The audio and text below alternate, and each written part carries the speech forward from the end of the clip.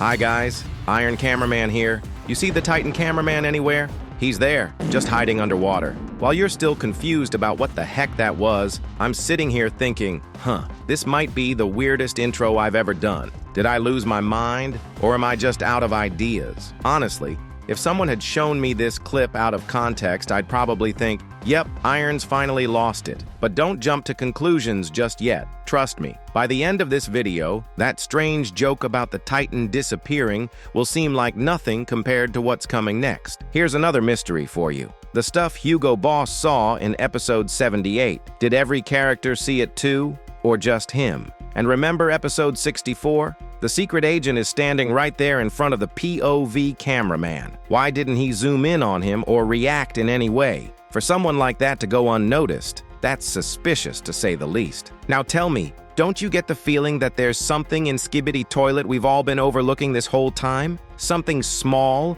but actually one of the main reasons we've been hooked on this series for 2 years straight? Like a kind of hidden fuel that keeps our curiosity alive from one episode to the next? You'll understand what I mean in just a minute. But first, let's look at another strange moment that raised a lot of questions. Remember episode 74? The guy in jeans with a computer for a head? Do you think that character was visible on the camera, or was he only seen by the TV man? And you know what? That wasn't the only time. Every time the portable camera captured something weird, like the human version of the TV scientist, or those strange locations from the past and future that Hugo Boss saw, it always happened during teleportation. The POV was right in the middle of moving between dimensions. And here's the craziest part. Not once did we see an error recording or transmission failed message. That means the secret agent had zero control over those clips. He couldn't access them, meaning the portable cameras were outside his system. So here's today's big question. Does the portable camera have some kind of power that even its creator doesn't know about?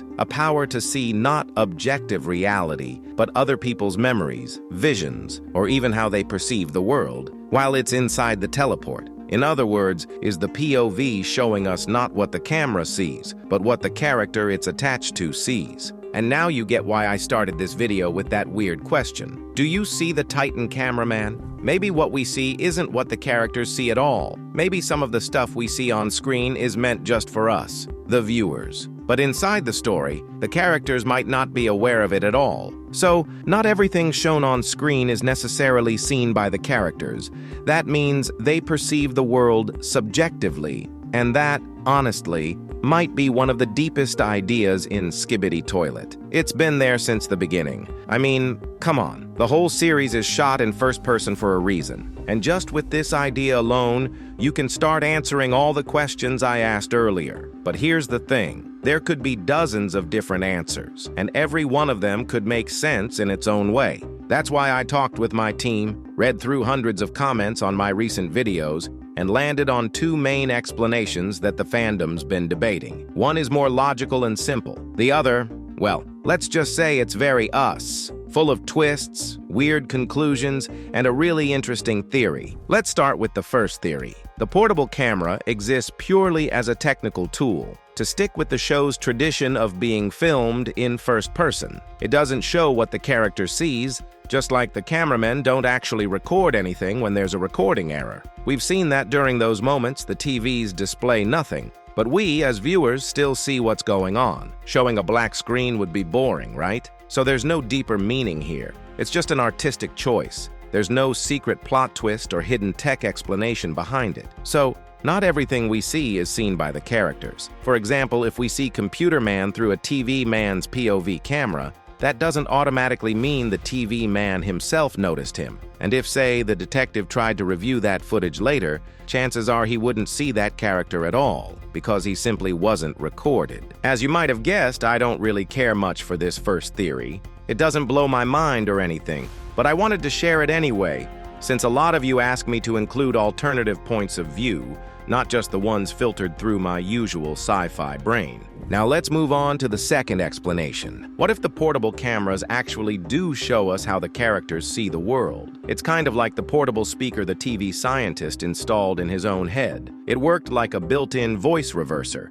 and we instantly heard normal speech, not the reversed one. In the world of Skibidi Toilet, technology, and maybe even physics, works totally differently. Everything's more advanced, and stuff that seems impossible in our world is pretty normal there. And don't forget, most of the characters with cameras attached to them aren't really human. They're half-robot beings with chips and processors instead of brains. If there's no gray matter, just a neural chip, it makes it way easier to tap into their perception. So the idea that the camera shows subjective reality instead of objective visuals, that's actually pretty believable in this universe. But there's another important thing we need to remember.